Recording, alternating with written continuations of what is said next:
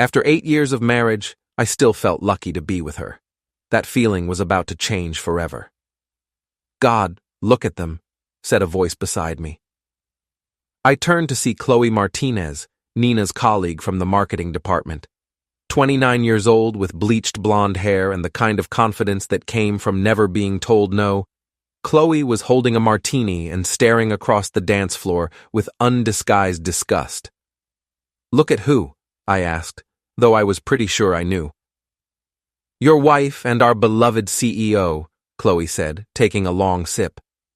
"Greg Linton's got his hands all over her out there." I followed her gaze to the dance floor where Nina was indeed dancing with Greg Linton, TechFlow's 44-year-old CEO. Greg was the kind of guy who probably peaked in college but never got the memo, still handsome in that aging quarterback way, still wearing suits that cost more than my car payment, still acting like every room he entered was his personal kingdom. And right now, his kingdom apparently included my wife. They were dancing to some slow song, and Greg's hands were definitely lower on Nina's back than appropriate for a boss-employee relationship.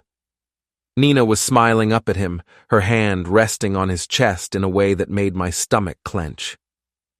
"They've been like that all night," Chloe continued, her voice getting louder as the alcohol kicked in. "Honestly, Alex, if you're ever free, you should just take me instead. At least I'm single." I forced a laugh, but it came out hollow. "Nina's just being professional. You know how important this job is to her." Chloe gave me a look that was equal parts pity and disbelief. "Professional, right. Is that what we're calling it?" Before I could respond, the song ended, and I watched Nina pull away from Greg with obvious reluctance. She said something to him that made him laugh, then started walking toward the ladies' room. But she'd only made it halfway across the room when she suddenly froze. Her face went completely white. Not pale. White. Like she'd seen a ghost. She spun around, scanning the crowd frantically, her eyes wide with what looked like genuine panic. When her gaze found mine across the room, the fear in her expression was unmistakable. "Well, that's interesting," Chloe murmured. "Wonder what spooked the Golden Girl." Nina was pushing through the crowd now, heading straight for us with the kind of urgency usually reserved for fire drills or medical emergencies. She reached our spot at the bar, slightly out of breath, her cheeks flushed. "Alex, honey, I think we should go," she said, grabbing my arm. "I'm not feeling well." "What's wrong?" I asked, studying her face. "You look like you've seen a ghost." "Just a headache," she said quickly, not meeting my eyes. "Too much wine, probably. Can we please just go home?" I glanced at Chloe, who was watching this exchange with obvious interest. "Sure, babe. Let me just grab our coats." As I walked toward the coat check, I couldn't shake the feeling that something was very wrong. Nina's panic had been real, but what could have caused it, and why did it happen right after her dance with Greg? The coat check girl handed me our things, and I turned back toward the bar. Nina was still there, but now she was talking rapidly to Chloe, their heads close together in the kind of intense conversation that stops the moment someone else approaches. "Ready?" I said, and both women jumped apart. "Yes," Nina said immediately. "Let's go." The drive home was quiet except for Nina's phone buzzing constantly with text messages. Every time it chimed, she would glance at it nervously, but not pick it up. "Popular tonight," I commented after the 7th or 8th buzz. "Just work stuff," she said, staring out the window. "You know how it is." But I was starting to think I didn't know how it was at all. We lived in a modest 2-story house in Plano, the kind of suburban neighborhood where everyone kept their lawns perfect and minded their own business. As we pulled into our driveway, Nina's phone buzzed again. This time, she couldn't resist checking it. I watched her face in the glow of the screen, and what I saw there made my blood run cold. Relief. Unmistakable relief, followed by something that looked almost like excitement. "Who's texting you so late?" I asked, as casually as I could manage. "Just Chloe," Nina said, but she was already tucking the phone away. "Girl stuff." Inside the house, Nina headed straight for the bedroom, claiming she needed to lie down. I told her I'd be up in a few minutes, that I just wanted to unwind with a beer first. What I really wanted was to think. I sat in our living room, staring at the Christmas tree we'd decorated together just 2 weeks ago, trying to make sense of what I'd witnessed. The way Greg had held her, the way she'd looked at him, her sudden panic, followed by that relief when she read her text messages. My phone buzzed. A text from Chloe. "Hey, you okay? Nina seemed really freaked out tonight." I stared at the message for a long moment before typing back, "Yeah, just tired. Thanks for asking. If you ever want to talk, I'm here. Some things aren't worth ignoring." What the hell did that mean? I was about to text back when I heard the shower running upstairs. Nina always showered at night, but usually she'd change into her pajamas first, maybe watch some TV with me. Tonight, she'd gone straight to the bathroom like she couldn't wait to wash something off, or someone off. The thought hit me like a punch to the gut. I tried to push it away, but it stuck there, growing stronger with each passing minute. I climbed the stairs quietly and stood outside our bedroom door. Nina's phone was on the nightstand, screen down. She never left her phone lying around anymore. When had that started? It used to be she'd leave it anywhere, never caring if I saw her messages or calls. The shower was still running. I could hear Nina humming something, the same song she'd been dancing to with Greg. My hands were shaking as I reached for her phone. I told myself I was being paranoid, that marriage was built on trust, that looking through your spouse's phone was a violation of privacy. But sometimes violations of privacy reveal violations of marriage vows. The phone was locked, but I knew Nina's passcode, her birthday backwards. She'd never changed it, as far as I knew. The screen lit up, showing dozens of unread messages. Most were from work colleagues, a few from her sister, some from her mom. But at the top of the list was a thread with someone named G. And the preview of the last message made my world tilt sideways. "Can't wait to see you tonight. Same place as last week?" My finger was hovering over the thread when I heard the shower turn off. I quickly put the phone back exactly where I'd found it and headed downstairs, my heart pounding so hard I was sure Nina would hear it from the bathroom. I poured myself another whiskey, a big one this time, and sat back down in the living room. My mind was racing, trying to find innocent explanations for what I'd seen. Maybe G was a female colleague. Maybe it was about a work meeting. Maybe I was jumping to conclusions. But deep down, I already knew the truth. Nina came downstairs 20 minutes later wearing her silk pajamas and a guilty expression she was trying hard to hide behind a smile. "Feeling better?" I asked. "Much," she said, settling onto the couch next to me. "Sorry about tonight. I don't know what came over me." "What did you and Chloe talk about while I was getting our coats?" The question came out more pointed than I'd intended, and Nina's smile flickered for just a moment. "Nothing important," she said. "Just girl talk. You know how Chloe is.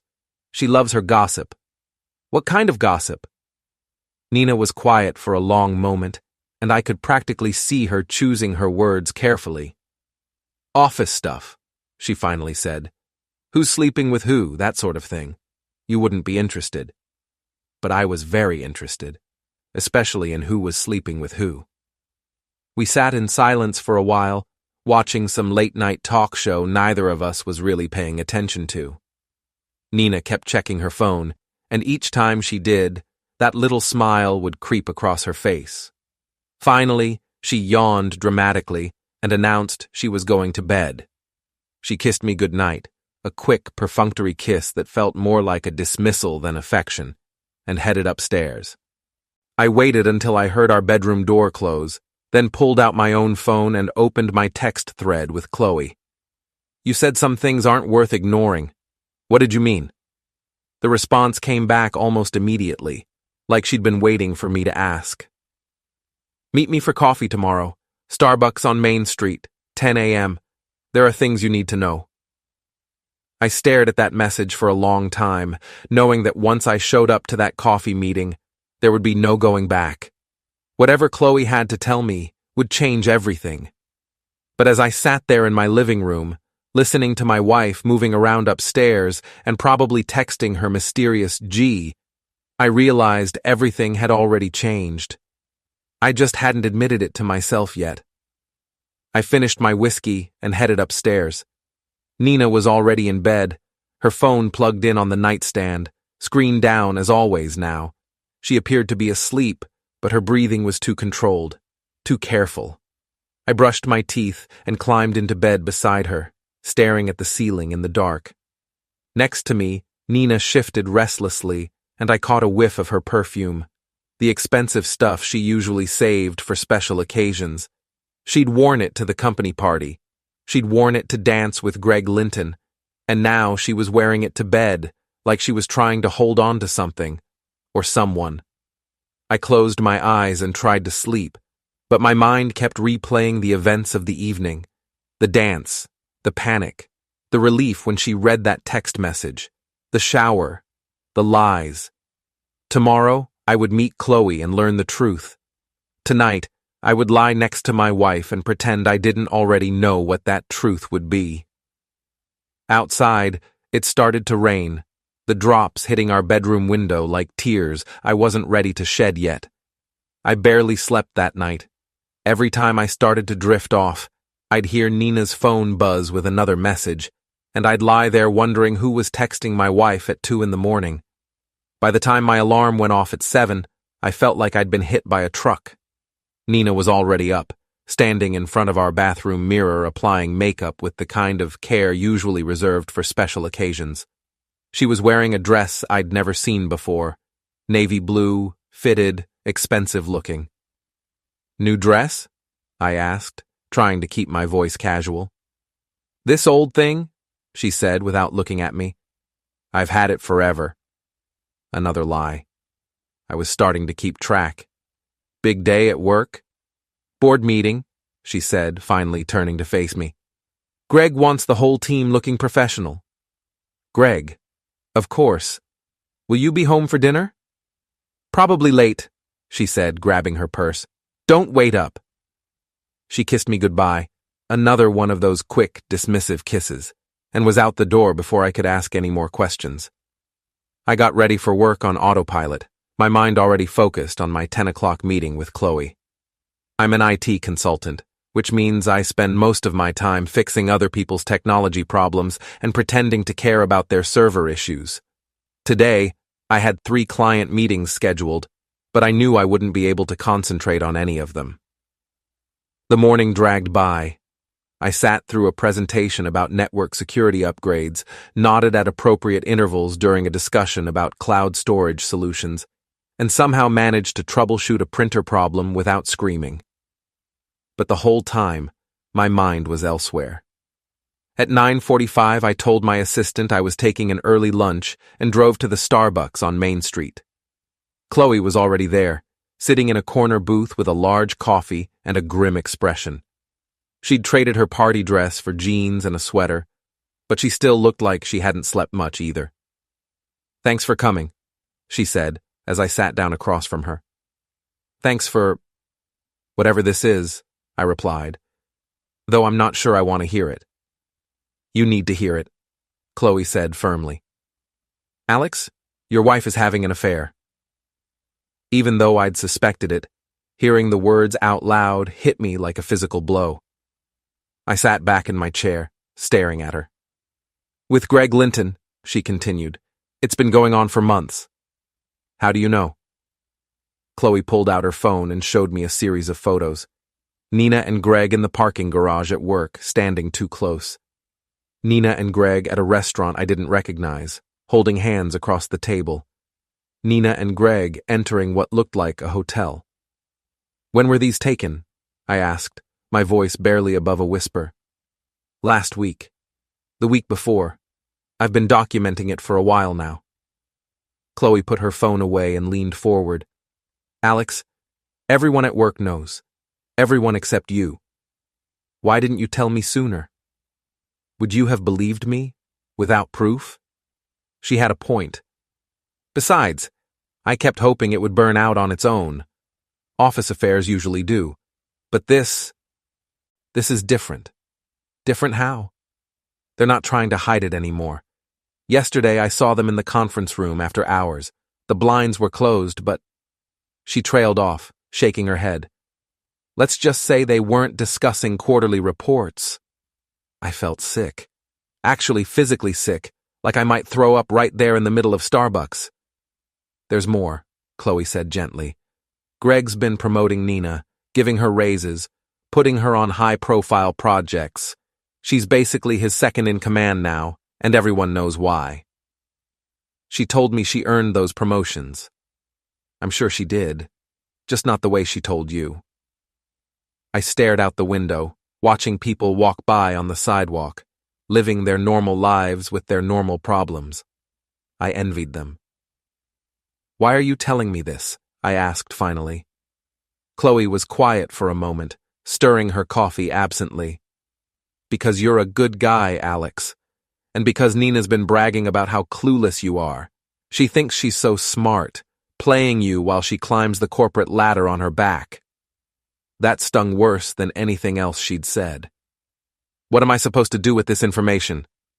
That's up to you, Chloe said. But if it were me, I wouldn't just sit there and take it. I drove back to the office in a daze, Chloe's words echoing in my head. Everyone at work knows, everyone except you. Nina's been bragging about how clueless you are. How long had I been the laughingstock of my wife's office? How many people had watched me at company events, knowing what I didn't know, pitying the stupid husband who couldn't see what was right in front of him? I tried to focus on work, but it was hopeless. Every few minutes, I'd think of something new. A late night at the office, a business trip that seemed unnecessary, a new piece of jewelry Nina claimed she'd bought herself. All of it took on new meaning now. Around 3 o'clock, my phone rang. Nina. Hi, honey, she said, her voice bright and cheerful. How's your day going? Fine, I managed. Yours? Great! The board meeting went really well. Greg was so pleased with my presentation. I'll bet he was. Listen, I'm going to be even later tonight than I thought. Greg wants to take the team out for drinks to celebrate. You don't mind, do you? Of course not, I lied. Have fun. You're the best, she said. I love you. The words felt like a knife twisting in my chest. Love you too. After she hung up, I sat in my office staring at my computer screen, not seeing anything. My wife was going to spend the evening with her lover, probably celebrating how well they'd fooled everyone, and she'd just told me she loved me. I thought about calling her back, confronting her right then and there. But something stopped me. Maybe it was pride or maybe it was strategy, but I realized I didn't want to tip my hand yet. If Nina thought she was so smart, if she thought I was so clueless, maybe it was time to show her how wrong she was. I spent the rest of the afternoon making plans. First, I called a private investigator I'd found online, a guy named Raul Santos who specialized in marital cases. His website was professional but not flashy, and his rates were reasonable. More importantly, he could meet with me that evening while Nina was out celebrating with Greg. Next, I started thinking about our finances. Nina and I had joint accounts, but I also had a separate business account for my consulting work. I made a mental note to start moving money around, just in case. Finally, I called my best friend Marcus Webb.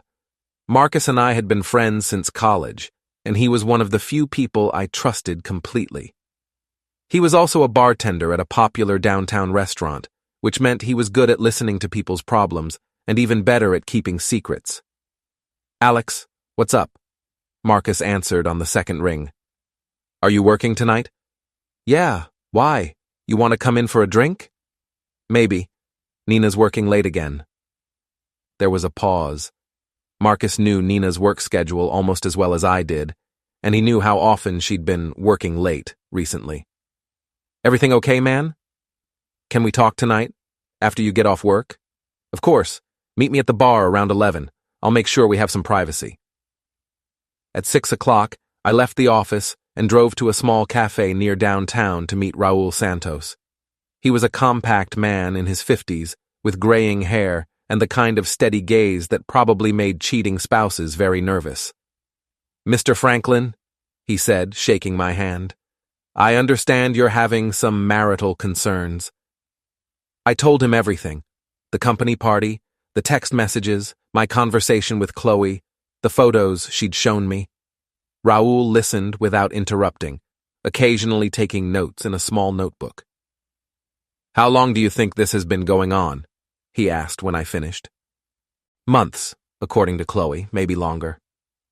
"And what outcome are you looking for? Divorce, custody, financial settlement?" I hadn't thought that far ahead yet. Right now, I just want proof. Solid, undeniable proof. "I can get you that," Raoul said. "It'll take a week, maybe 2.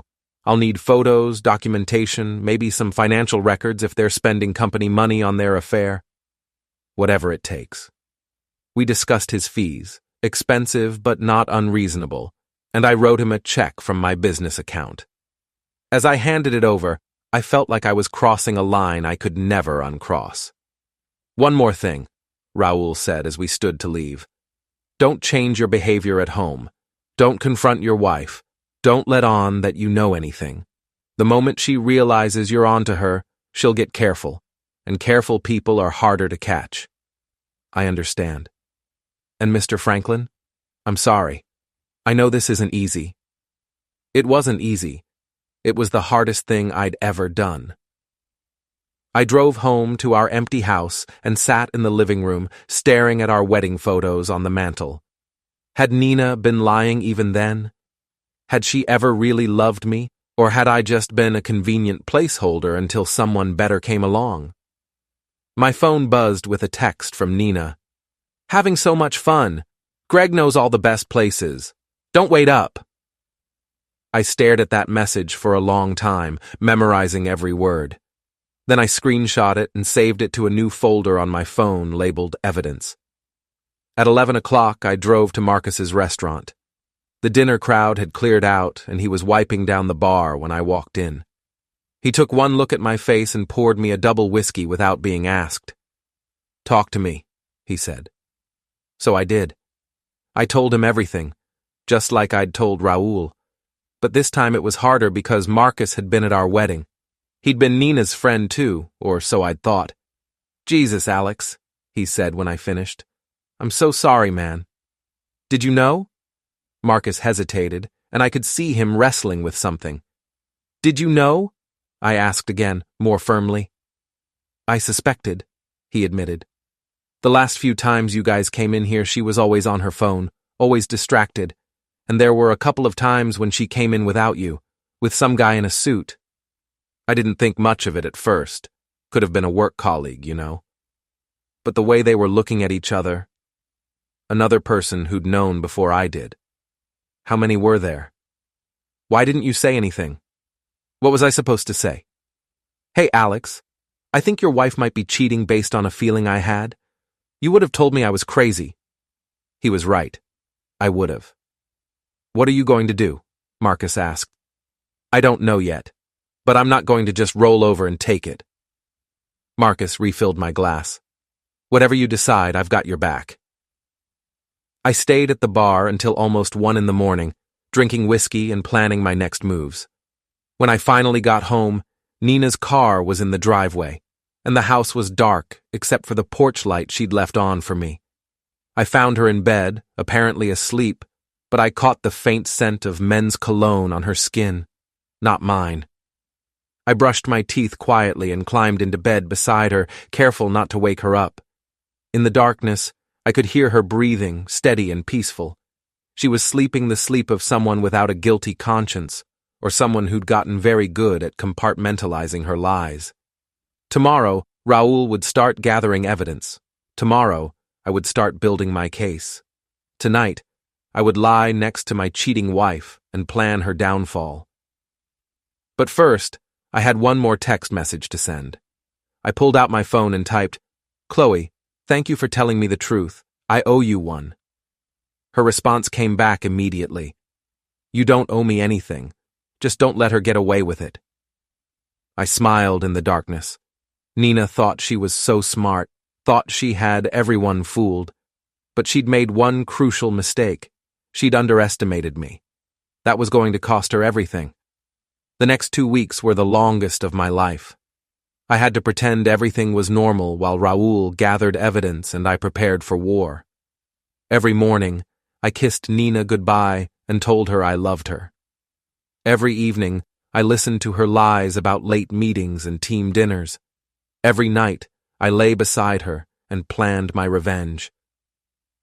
Raoul was thorough. He followed Nina and Greg to restaurants, hotels, and even to Greg's expensive condo across town, the one his wife didn't know about. He photographed them holding hands, kissing, entering and leaving together. He documented their affair with the kind of methodical precision that would make any divorce lawyer salivate.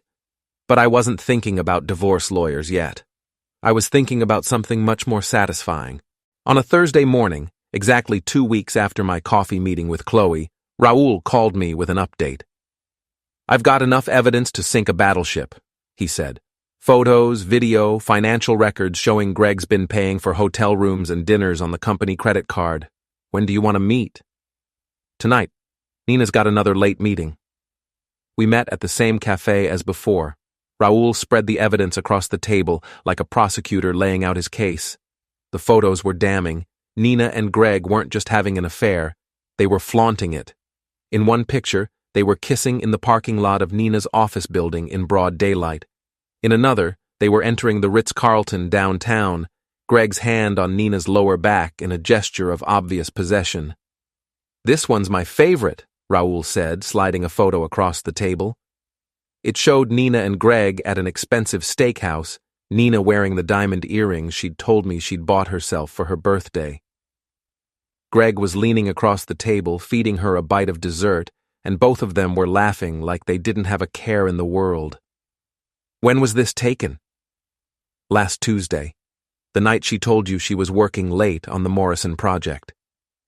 I stared at the photo, memorizing every detail.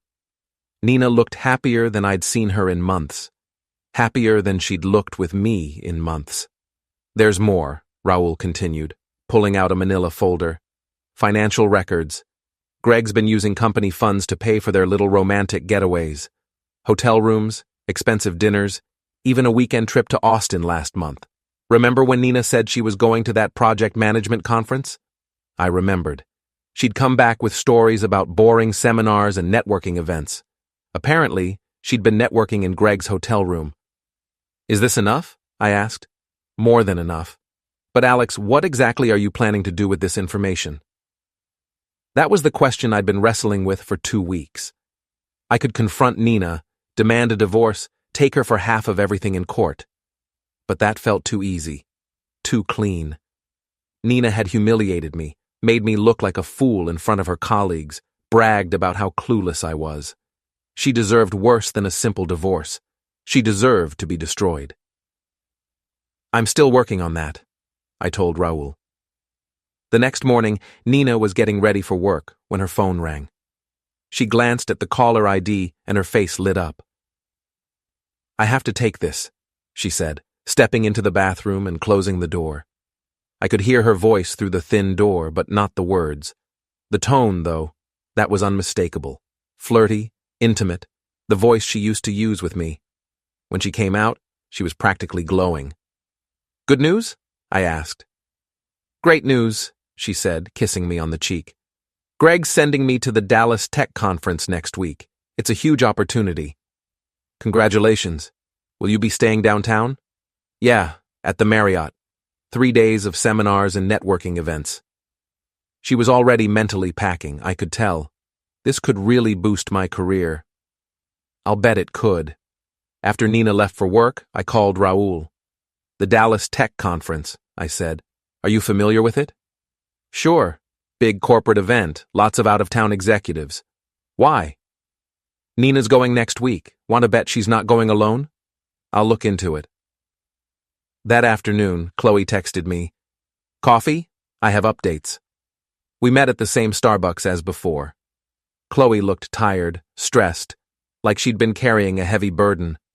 "How are you holding up?" she asked. I've been better. What's your update? Greg's wife is getting suspicious.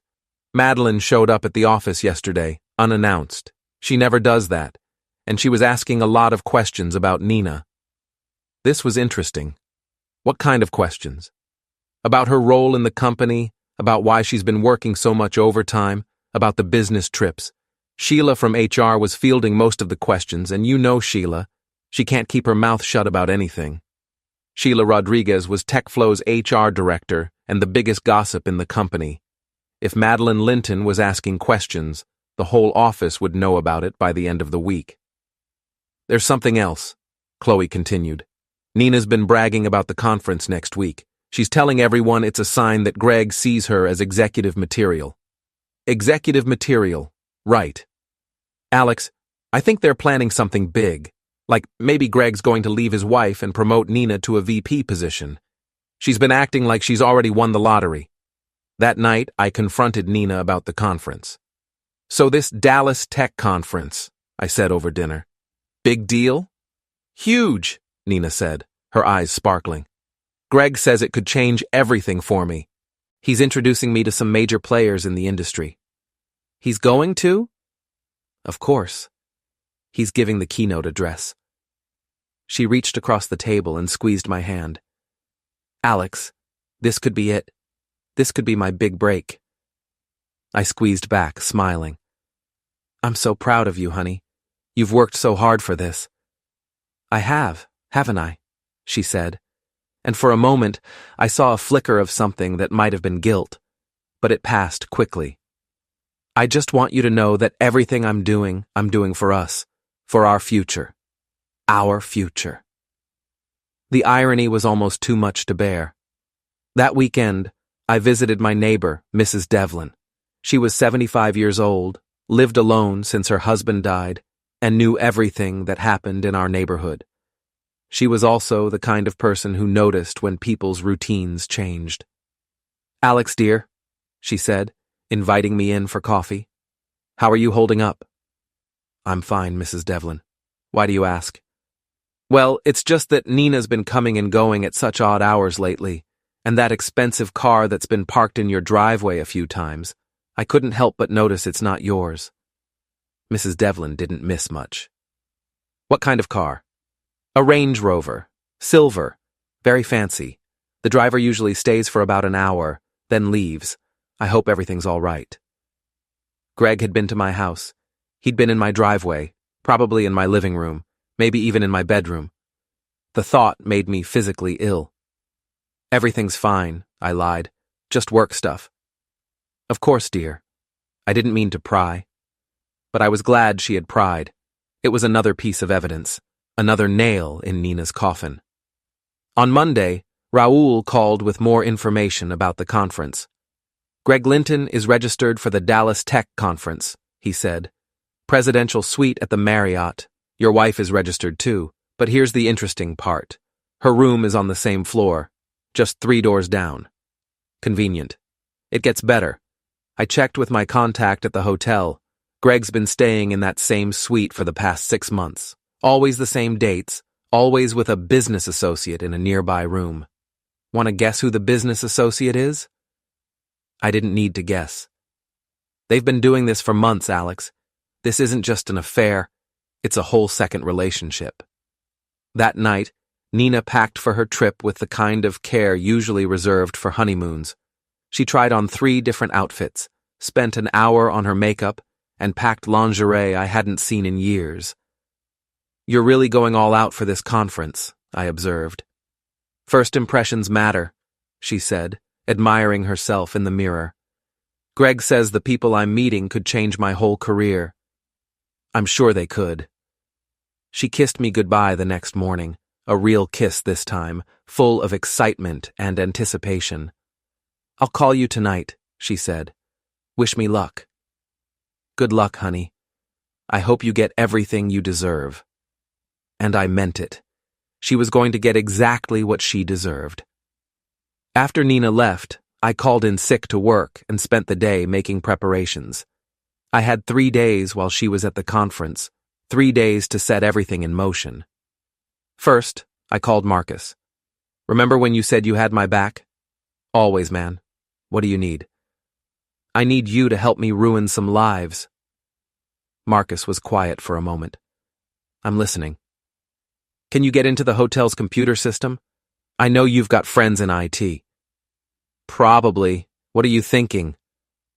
I told him my plan. It was elaborate, risky, and completely over the top. It was also going to be absolutely devastating. Jesus, Alex, Marcus said when I finished. That's nuclear. They nuked my marriage first. Fair point. When do we start? Tonight. Nina thinks she's so smart, thinks she's got everyone fooled. Time to show her how wrong she is. That evening, I drove downtown and checked into a room at the Marriott, not the same floor as Nina and Greg, but close enough. I wasn't going to confront them, not yet. I was just going to watch, to document, to prepare for the main event. At 9 o'clock, I positioned myself in the hotel bar with a clear view of the elevators. At 9:15, Nina and Greg walked through the lobby together, his hand on her back, both of them laughing at some private joke. They looked like a couple. They looked happy. They had no idea that their world was about to come crashing down. I finished my drink and headed back to my room. Tomorrow, the real fun would begin. The next morning, I put my plan into action. While Nina and Greg were attending their first conference session, leveraging synergistic solutions for maximum ROI or some other corporate nonsense, I was busy destroying their lives. Step 1 was the easiest. I called TechFlow's main number and asked to speak with Madeline Linton. Greg's wife didn't work at the company, but she was listed as an emergency contact, and the receptionist was happy to give me her direct number. Mrs. Linton, this is Alex Franklin. I'm married to Nina Franklin, one of your husband's employees. Oh, yes, Nina. Greg mentions her quite often. Is everything all right? I'm afraid not. I think we need to talk. We arranged to meet that afternoon at a coffee shop near TechFlow's offices. Madeline Linton was exactly what I'd expected. Elegant, well-dressed, the kind of woman who'd never worked a day in her life but carried herself like she owned the world, which, given Greg's salary and her family money, she probably did. Mr. Franklin, she said, extending a manicured hand, this is quite mysterious. What did you want to discuss? I slid a manila envelope across the table. Your husband is having an affair with my wife. Madeline's composure cracked for just a moment, but she recovered quickly. That's quite an accusation. It's not an accusation. It's a fact. The proof is in that envelope. She opened it with steady hands and examined Raoul's photographs one by one. Her face remained impassive, but I could see her jaw tightening with each image. How long? She asked finally. At least 6 months. Probably longer. And they're together now? At this conference? Presidential suite. Same floor. They've been doing this for months. Madeline closed the envelope and sat back in her chair. What do you want from me, Mr. Franklin? I want them to pay. Both of them. And what exactly are you proposing? I told her my plan. It was ambitious, vindictive, and completely legal. It would destroy Nina's career, humiliate Greg publicly, and cost them both everything they'd worked for.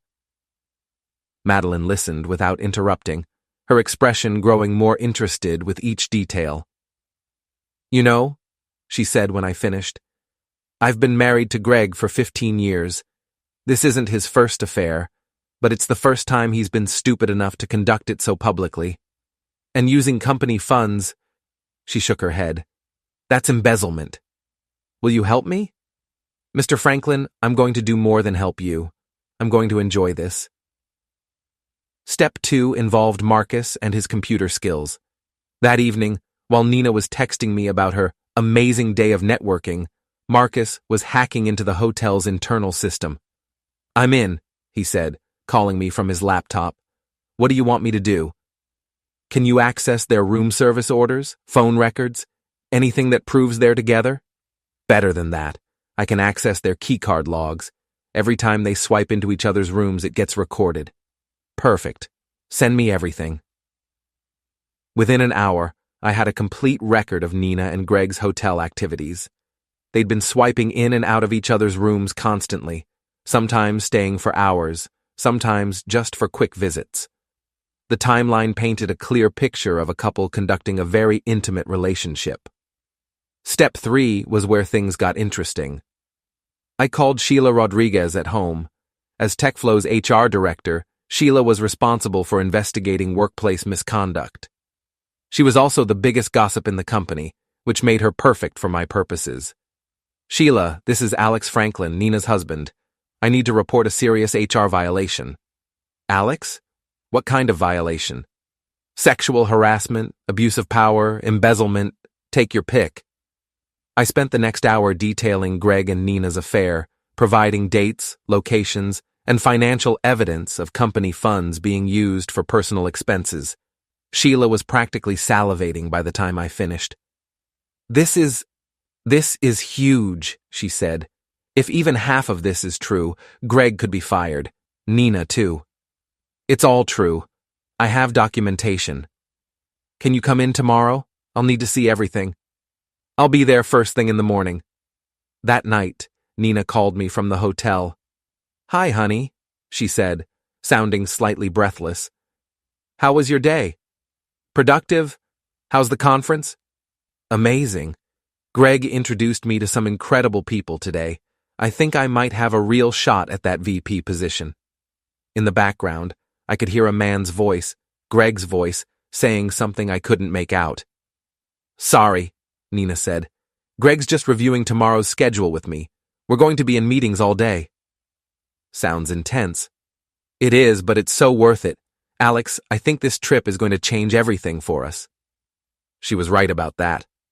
After we hung up, I sat in my hotel room and reviewed my checklist. Madeline was on board and ready to move against Greg. Sheila had the evidence she needed to start an HR investigation.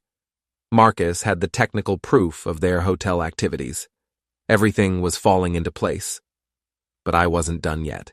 Step 4 was the most dangerous part of my plan, but also the most satisfying. The next morning, while Nina and Greg were attending another riveting session on maximizing human capital through strategic partnerships, I was in the hotel's business center preparing for the grand finale. Using Marcus's access to the hotel's systems, I'd learned that the conference's closing ceremony would feature Greg's keynote address, followed by a networking reception in the main ballroom. Every major player in Dallas's tech industry would be there, along with TechFlow's entire executive team. It was the perfect venue for a public humiliation. I spent the morning preparing a presentation of my own, a comprehensive slideshow documenting Greg and Nina's affair, complete with photos, financial records, and a timeline of their relationship. I titled it, Leveraging Personal Relationships for Professional Advancement, a Case Study. At 2 p.m., I received a text from Madeline. Board meeting called for Monday morning. Greg doesn't know yet. Are you ready for tonight? I texted back, more than ready. At 6 p.m., the hotel's main ballroom was packed with Dallas's tech elite. Greg took the stage in his expensive suit, looking confident and successful, completely unaware that his world was about to implode. Nina was sitting at a table near the front, wearing the navy blue dress from that morning 2 weeks ago when this all started. She was glowing with pride, probably imagining her bright future as Greg's VP and mistress. Greg's speech was everything you'd expect. Corporate buzzwords, meaningless platitudes about innovation and synergy, the kind of empty rhetoric that passes for wisdom in the business world. The audience applauded politely, and Greg basked in the attention.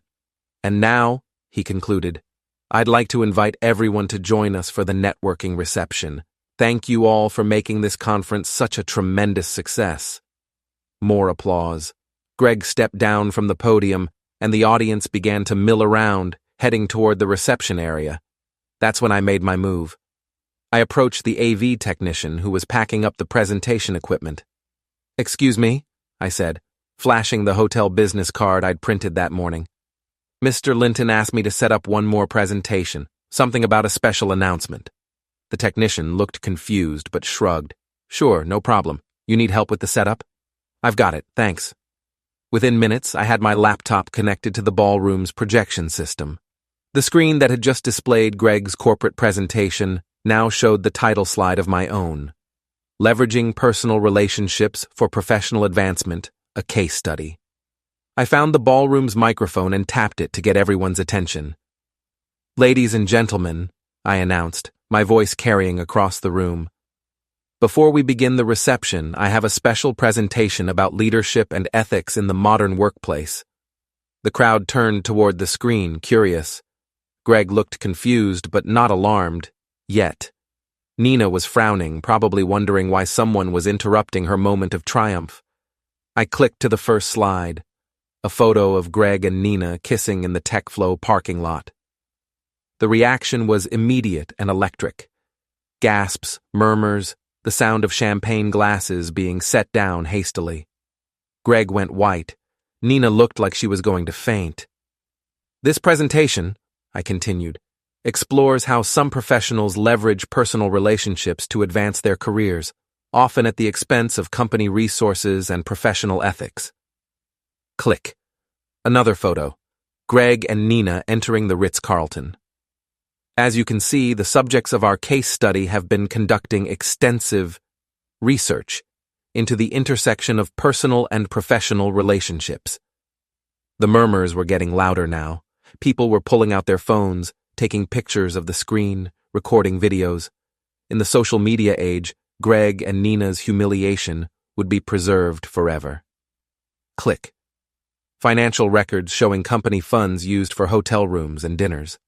Interestingly, this research appears to have been funded through creative use of company resources, raising important questions about fiscal responsibility and corporate governance.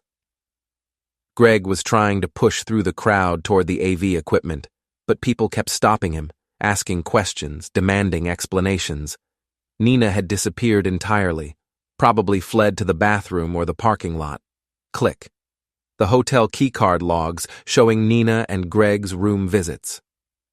The depth and frequency of this research suggests a level of dedication that goes well beyond normal professional relationships. "Turn it off!" Greg shouted from across the room. "Turn that off right now!" But it was too late. The damage was done. Every major tech executive in Dallas had seen the evidence. The photos and videos people were taking would be on social media within minutes.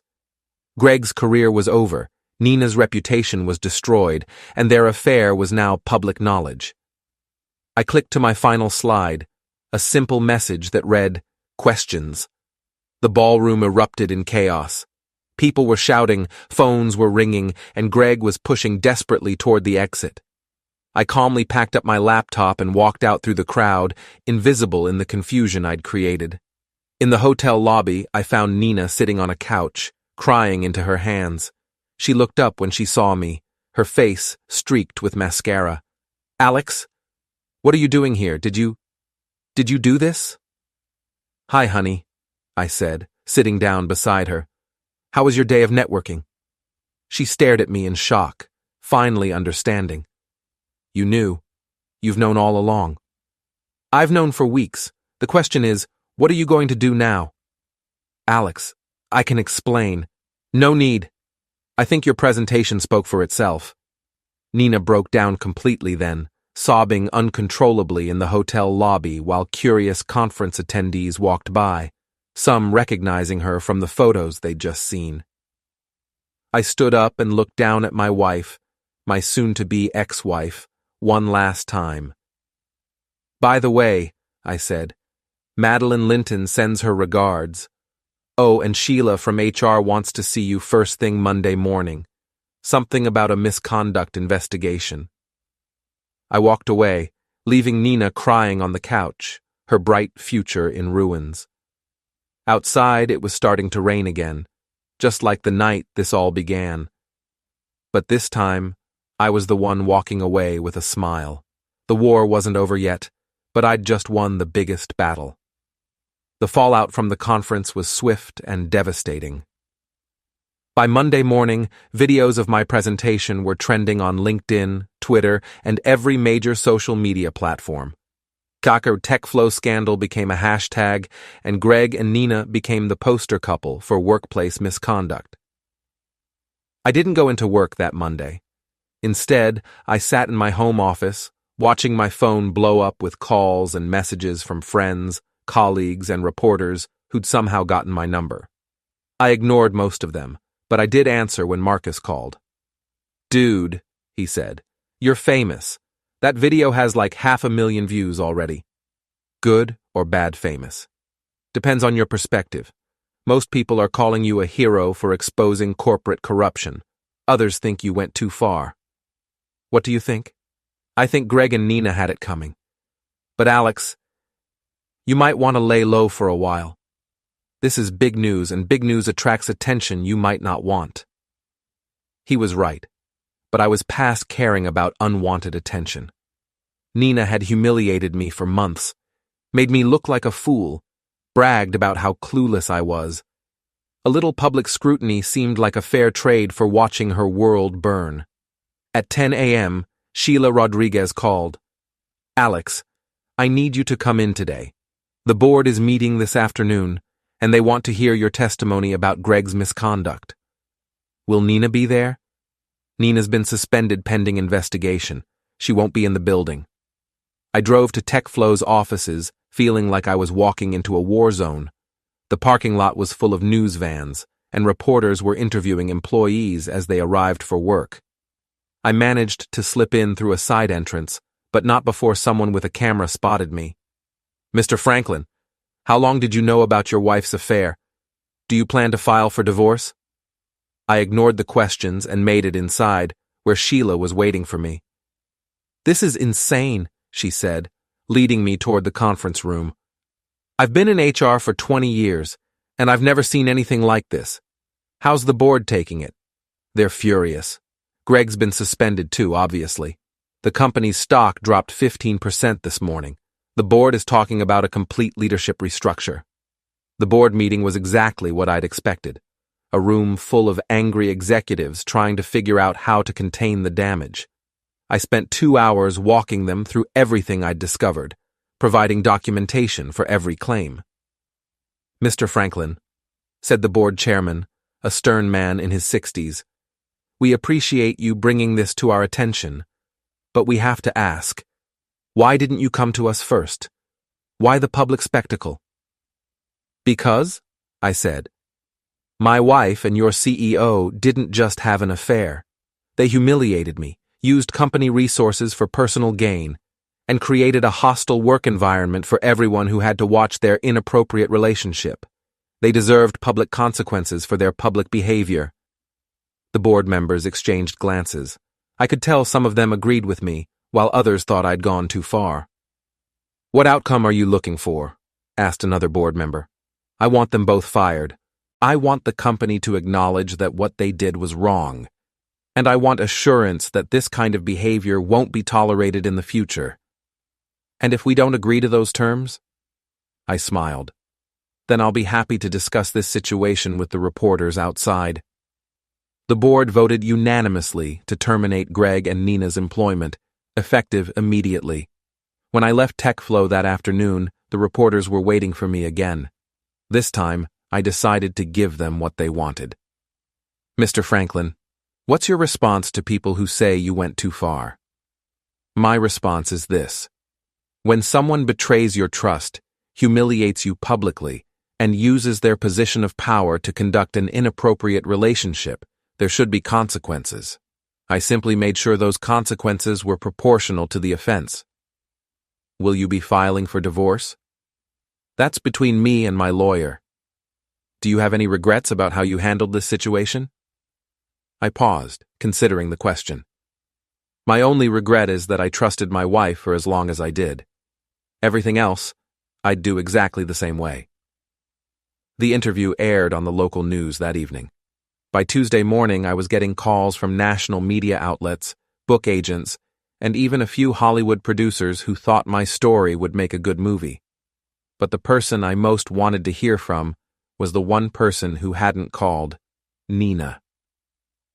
That changed on Tuesday afternoon. I was in my home office when I heard a car pull into the driveway. Through the window, I saw Nina getting out of an Uber, looking haggard and defeated. She'd lost weight, her hair was unwashed, and she was wearing the same clothes I'd seen her in at the hotel lobby. She knocked on the front door, our front door, the door to the house we'd shared for 5 years. "Alex, please, we need to talk." I opened the door, but didn't invite her in. "What do you want, Nina?" "I want to explain. I want you to understand." "Understand what? That you've been screwing your boss for months? That you used company money to fund your affair? That you bragged to your colleagues about how clueless your husband was?" "I understand perfectly." Nina started crying again, the same desperate sobs I'd witnessed in the hotel lobby. "Alex, I made a mistake. I know that.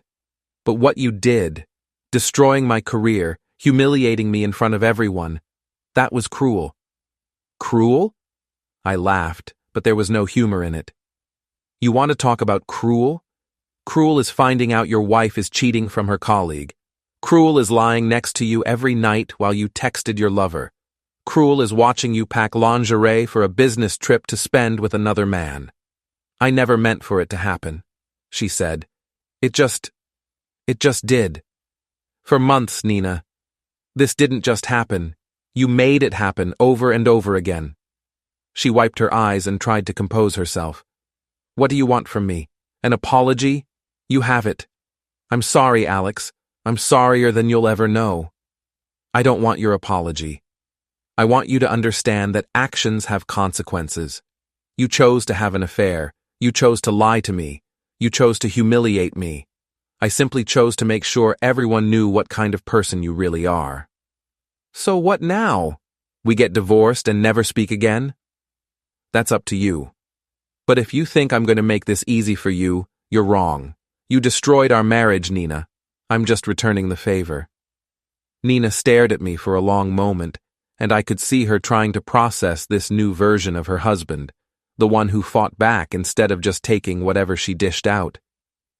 "I don't even know who you are anymore," she said finally. "I'm the same person I've always been. The difference is, now I know who you are." She turned and walked back to the Uber, and I watched her drive away, knowing it would probably be the last time I saw her as my wife. That evening, I called my lawyer, a sharp woman named Jennifer Torres, who specialized in high-profile divorce cases. "Mr. Franklin," she said, "I've been following your story in the news. Quite a situation you've created." "I didn't create the situation. I just exposed it." "Fair enough. What can I do for you?" "I want a divorce. I want it to be fast, and I want it to be final. Nina cheated, lied, and used marital assets to fund her affair. I want her to get as little as possible. Given the public nature of her misconduct and the evidence you've gathered, that shouldn't be difficult. But I have to warn you, this is going to get ugly. When people feel cornered, they tend to fight dirty. Let her fight.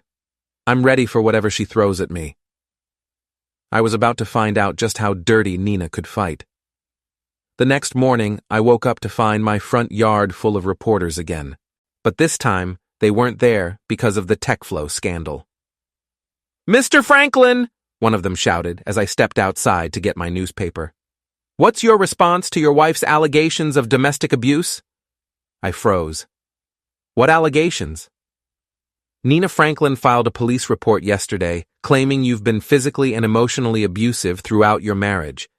She's also filed for a restraining order. Do you have any comment?" My blood ran cold. This was Nina's countermove. If she couldn't win the public relations battle, she'd try to destroy me the same way I'd destroyed her.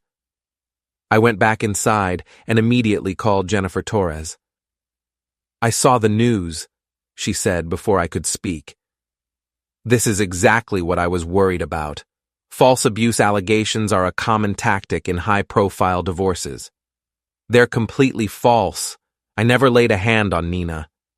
I believe you, but we need to take this seriously. Do you have any witnesses who can testify to your character? Anyone who's seen you and Nina together regularly?" I thought about it. Marcus, my best friend. Mrs. Devlin, my neighbor. Probably a dozen other people. "Good.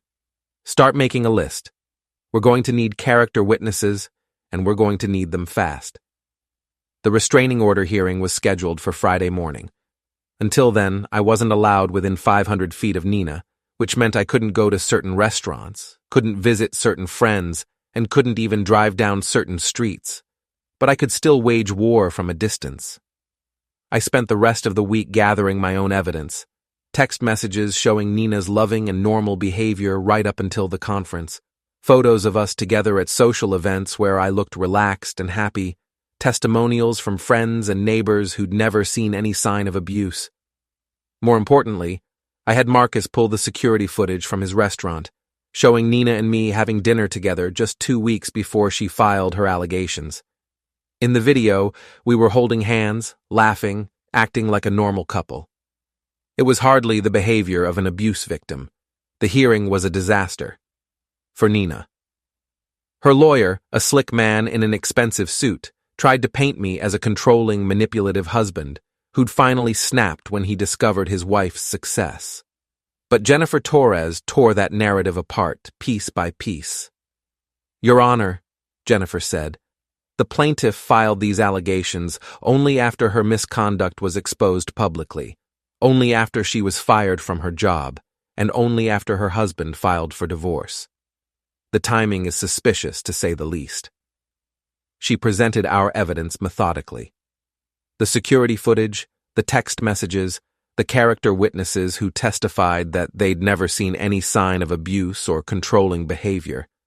But the coup de grace was a recording that Marcus had made, with Nina's permission, just 3 days before the conference. "Nina," Marcus's voice said on the recording, "are you sure about this affair? Alex is a good guy, and he loves you." "I know he loves me," Nina's voice replied, clear and unmistakable. "That's what makes this so easy. He trusts me completely. He'd never suspect anything. Honestly, Marcus, sometimes I think he's too good for me." "So why are you doing this?" "Because Greg can give me things Alex never could. Security, advancement, excitement. Alex is safe, predictable. Greg makes me feel alive." The judge listened to the recording with a stony expression, then looked at Nina with obvious disgust. "Ms. Franklin," he said, "not only do I find no evidence to support your allegations of abuse, but I find your behavior in this matter to be reprehensible. Filing false allegations of domestic violence is a serious crime, and it trivializes the experiences of real abuse victims." He denied the restraining order and warned Nina that any further false allegations would result in criminal charges. As we left the courthouse, Nina tried one last desperate move. "Alex, please," she said, grabbing my arm. "Can't we work this out? Can't we try counseling or—" I pulled my arm away and looked at her with all the contempt I felt. "Nina, you cheated on me, lied to me, humiliated me, and then tried to destroy my reputation with false abuse allegations. There is no working this out. There is no going back. You made your choice, and now you get to live with the consequences." "I'll fight the divorce," she said desperately. "I'll make this as difficult as possible for you." "Go ahead," I said. "I've got all the time in the world, and thanks to your affair becoming public knowledge, I've got all the public sympathy too. Fight me if you want, but you're going to lose." As I walked away, I felt something I hadn't felt in months: complete and total satisfaction. Nina had tried to destroy me, and she'd failed. Now it was time for the final phase of my revenge. The phase where I made sure she lost everything. 3 months after the courthouse, Nina was living in a tiny apartment, temping for scraps, and driving a beat-up Civic. Her old life was gone: career, friends, money, all replaced by survival. Meanwhile, I was doing interviews, signing a book deal, and getting paid to teach others how to expose betrayal. But it still wasn't enough. When she started dating again, I made sure her new boyfriend, Tom Bradley, knew exactly who she was. One quiet dinner, a few photos, and the truth unraveled everything. He dumped her the same night. Then I built a website, Dallas Date Warning, a digital scarlet letter. Within weeks, her name was everywhere, every new date vanishing before the second coffee. When she finally showed up at my door, drenched and furious, I didn't shout. I explained. She'd destroyed my name with lies. I'd returned the favor with truth. If she wanted it to stop, she'd have to confess, publicly. She did. A video apology, an admission of every sin. I took the site down. The divorce closed with her broke, jobless, and alone. I got the house, the peace, and the story. Months later, she got engaged again. I laughed. Some lessons can't be taught, only repeated. I raised my glass to the sunset. Thanks for the education, Nina. Worth every penny. The end. Don't forget to hit like, subscribe, and turn on the bell so you don't miss the next story. Write in the comments from which city you are watching.